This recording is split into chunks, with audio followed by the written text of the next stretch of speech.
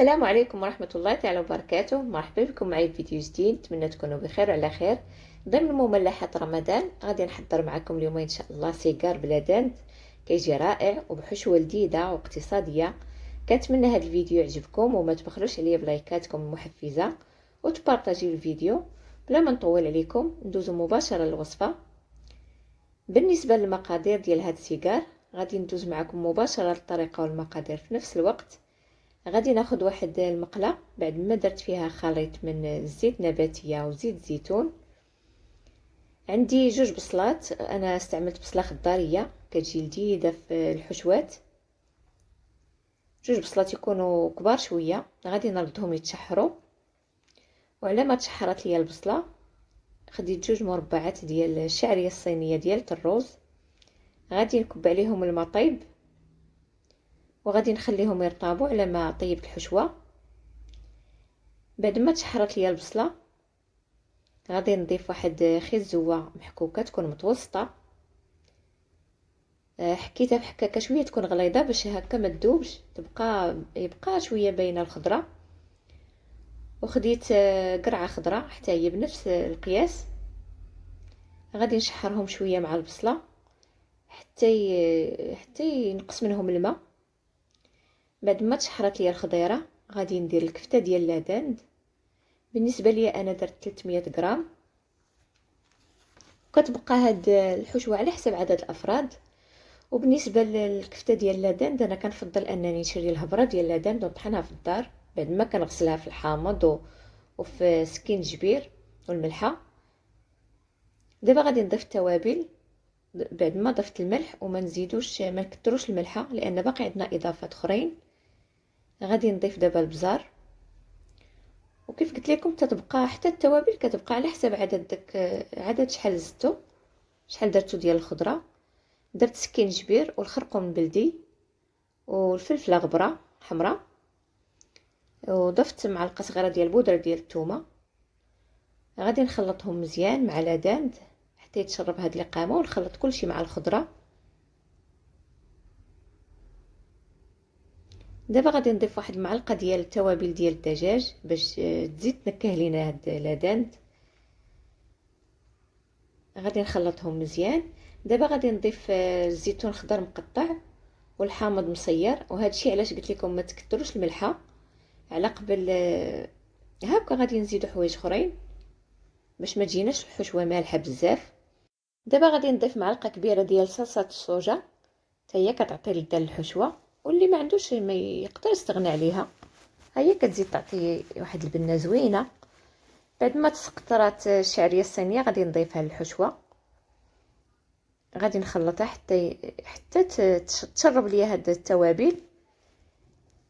بعد ما ضفت القزبر والمعدنوس، ودرت القزبر اكثر من المعدنوس، غادي نخلطهم حتى يندمجوا مع بعضياتهم. وغادي نحط الحشوه تبرد.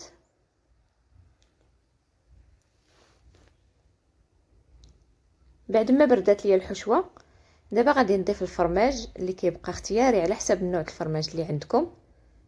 بالنسبه لي انا درت الموتزاريلا، وإلا ما كاينش الفرماج راه تقدروا تستغناو عليه لان الحشوه اصلا كتكون لذيذه. وضروري انها تكون بارده على قبل باش ما يذوبش لينا فيها الفرماج. نخليو الفرماج حتى ندخلوه للفران ملي نصاوبوا السيجار ديالنا، ندخلوه ويطيب لينا وسط الحشوه، يذوب لينا وسط الحشوه باش تجينا معلكه وتجي لذيذه.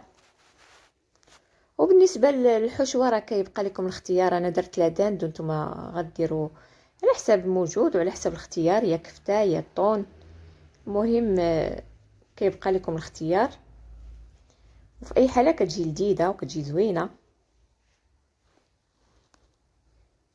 بالنسبه للورقه انا خديت ورقه كبيره، غادي نقسمها على جوج، وتقدروا تاخذوا الورقه وتقسموا على حسب السيجار الحجم ديالو اللي بغيتو.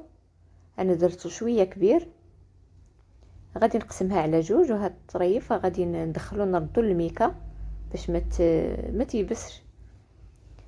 غادي نقص ليها من جناب باش تجيني مقاده، وفي نفس الوقت هاد البقايا ديال الورقه ما غاديش نضيعوهم.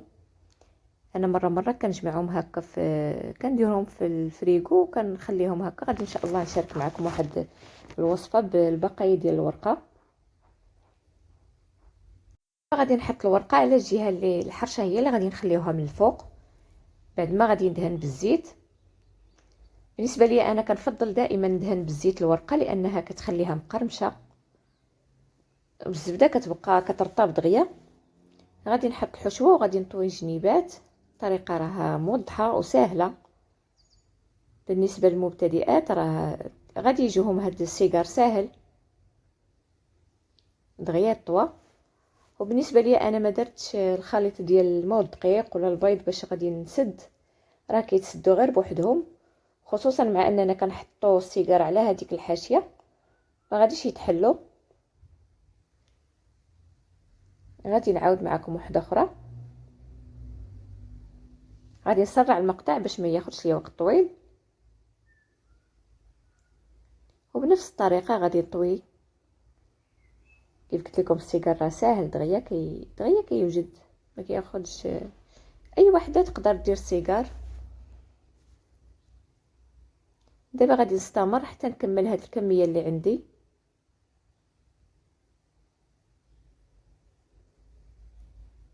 كيف كتشوفوا راه ساهلين. بعد ما كملت غادي ندهنهم بالزيت، ندهنوهم من الجناب، غير ما نكثروش الزيت بزاف لان اصلا الحشوه عندنا ميدمه. وغادي ندخلهم الفران يطيبوا. انا غنطيب في الفرن ديال الغاز، ونتلاقاو ان شاء الله مع الشكل النهائي.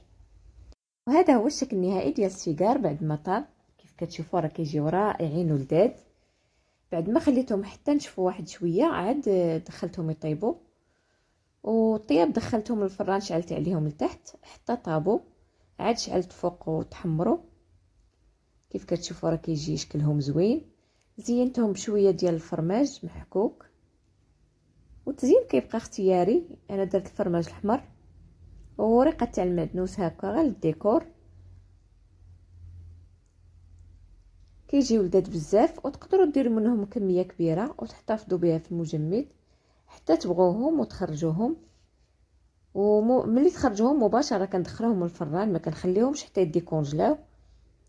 وصلنا لنهايه الفيديو، كنتمنى انه ينال اعجابكم، وما تنسونيش من اللايك والبارطاج. وكنشكركم بزاف على المتابعه وعلى التعاليق ديالكم. وبسلامه عليكم، نتلاقاو ان شاء الله في فيديو قادم بحول الله، والى اللقاء.